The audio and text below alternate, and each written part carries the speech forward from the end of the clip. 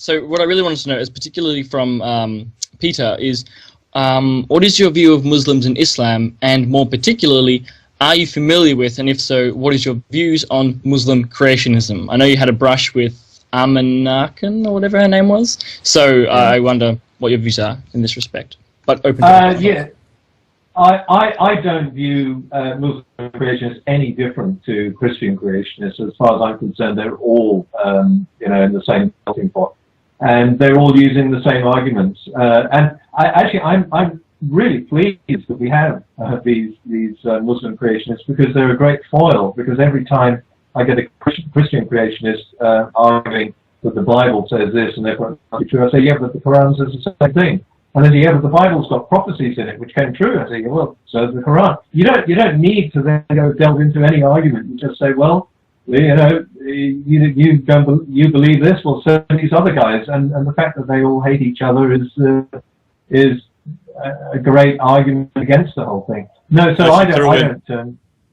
I should throw in that, having read the Bhagavad Gita, I was careful to make sure to remember certain passages, some really excellent quotes, just for moments like this, of prophecies that came true, and so on.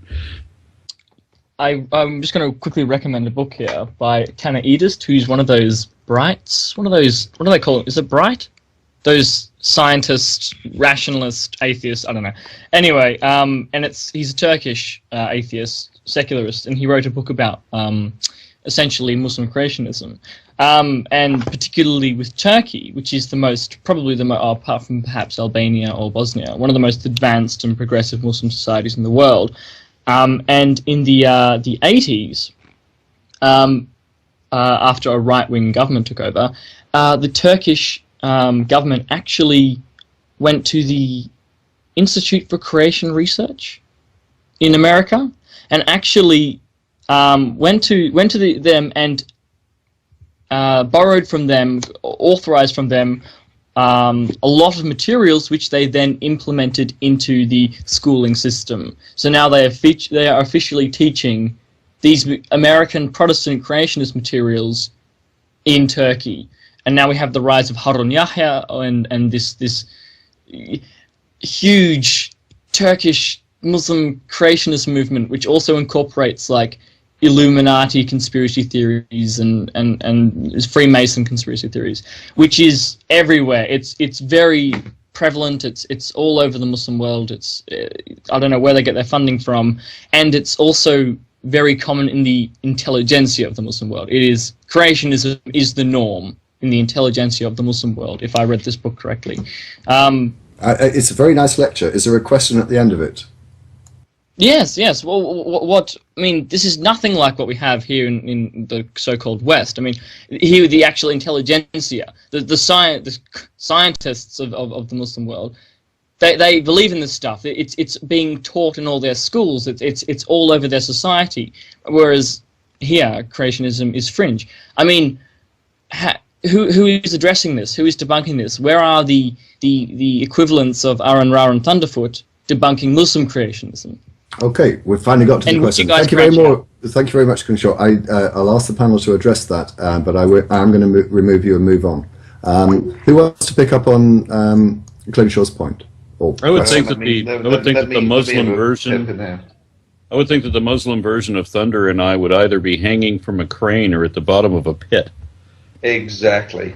Right. I mean, this is what I was about to say. Is there is a slight difference between Muslim creationists and Christian creationists. Is one won't burn you at the stake anymore.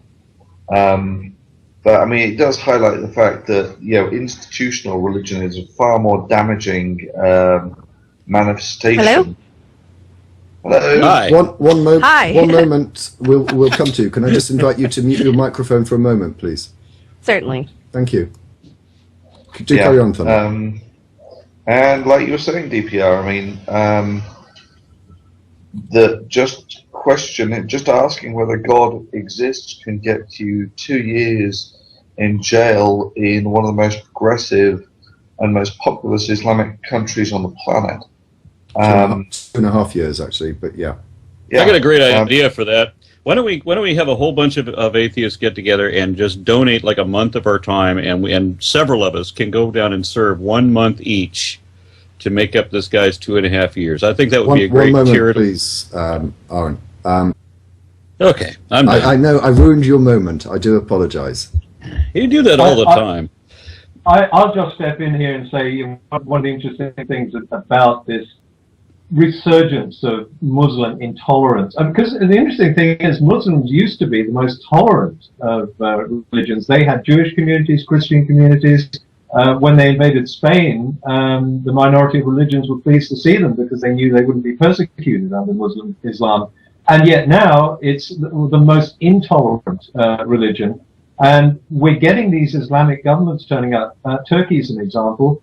It's happening in Morocco. And I'm fairly sure it will happen in Syria when Assad is overthrown, that there will be some form of Islamic government, even if it's a mild one, because the pervasion of religion there is so, it's all pervasive. Everybody believes, and you're not allowed not to believe.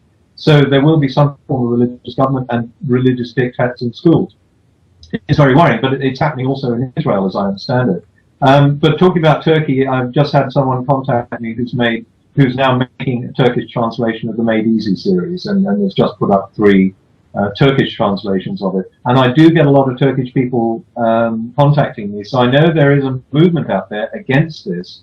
But of course, it's being suppressed. There's very little, as Aaron said. I mean, it's a little bit like Canute trying to hold back the tide in a way, isn't it? That's the way I see it. It's an effort, but it's pretty insubstantial at the moment. Yeah, sometimes you have to I hate to say it, you let these things run their course, because when people's blood is up and when they're really passionate about something, you're not going to get through to them. And take Iran as an example. After the 1979 revolution, we had an Islamic government there.